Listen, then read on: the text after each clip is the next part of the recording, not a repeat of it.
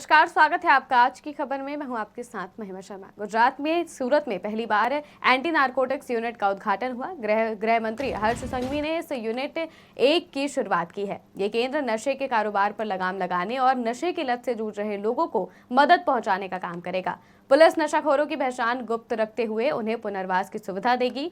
सूरत police का ये कदम समाज में नशे के खिलाफ जागरूकता और बदलाव लाने की दिशा में अहम है।